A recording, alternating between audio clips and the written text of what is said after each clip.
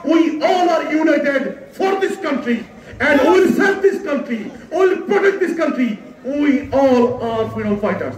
আপনারা সকলে মুক্তিযোদ্ধা, নতুন বাংলাদেশের আমরা এই মেসেজটি দিচ্ছি।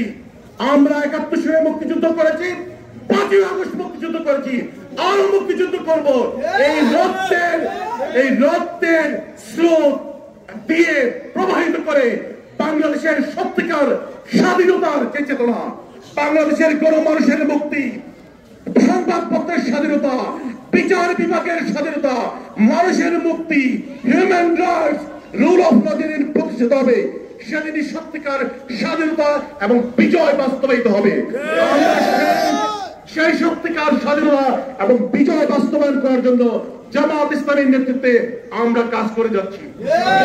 আপনারা জানেন দেবিদ্বারের এই জনপদ অত্যন্ত শিক্ষিত সুশিক্ষিত মানুষের একটি জনপদ। আপনারা যদি গড় শিক্ষার হার চিন্তা করেন, দেবিদ্বারের জনগণ কিন্তু বাংলাদেশের গড় শিক্ষার হারে অনেক এগিয়ে রয়েছে। বাংলাদেশের প্রায় সকল সেক্টরেই দেবিদ্বারের জনগণের ভূমিকা রয়েছে। প্রশাসন থেকে শুরু করে সকল সেক্টরে দেবিদ্বারের এই সুশিক্ষিত মানুষজন ভূমিকা পালন করছে।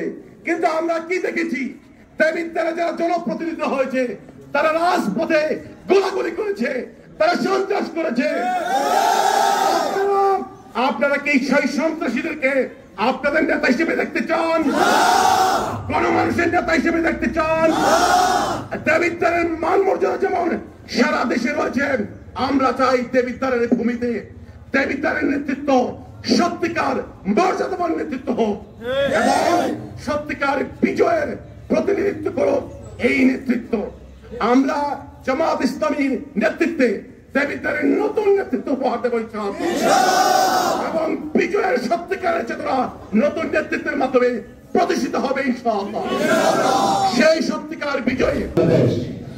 I salute to you and my party salute to you. আমরা আজকে খুব বেশি কথা বলতে চাই না। আপনারা যেই উদ্দেশ্যে রক্ত দিয়েছেন, সংগ্রাম করেছেন, পরিশ্রম করেছেন, আপনাদের সেই উদ্দেশ্যের সাথে আমাদের একমত রয়েছে, ঐক্যবদ্ধ রয়েছে। আমার দল স্পষ্ট ঘোষণা করেছে, we do not want to divide the nation based on religion and based on party politics. There should be an inclusive Bangladesh for all citizens of Bangladesh. আমরা আজকে যে কথাটির মধ্য দিয়ে আমি সংক্ষিপ্তভাবে শেষ করতে চাই আমার বক্তব্য, সেটি হল আপনারা মুক্তিযোদ্ধারা যে বাংলাদেশ আমাদেরকে উপহার দিয়েছেন, সেই কারণে আপনাদেরকে আমরা শ্রদ্ধা জানাচ্ছি এবং আপনাদের উদ্দেশ্য বাস্তবায়নের জন্য আমরা কাজ করে যাচ্ছি। যারা আপনাদের উদ্দেশ্য কি ছিল? Freedom, freedom and freedom. Freedom ছিল অর্থনৈতিক স্বাধীনতা, ছিল মানে আইনের শাসন, ছিল গণতন্ত্র, ছিল মানুষের মুক্তি। এই উদ্দেশ্যের জন্য আপনারা একটি মানচিত্র চেয়েছিলেন, শুধু মানচিত্রের জন্য মানচিত্র চাননি। সেই উদ্দেশ্যের জন্য বাংলাদেশে নতুন করে আরেকটি স্বাধীনতা অর্জিত হয়েছে, সেটি হচ্ছে ৫ই আগস্ট।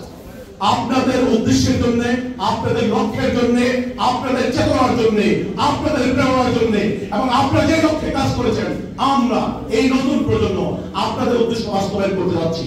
আপনারা আমাদের জন্য দোয়া করবেন, আমার জন্য দোয়া করবেন, আমার দলের জন্য সহযোগিতা করবেন, দোয়া করবেন।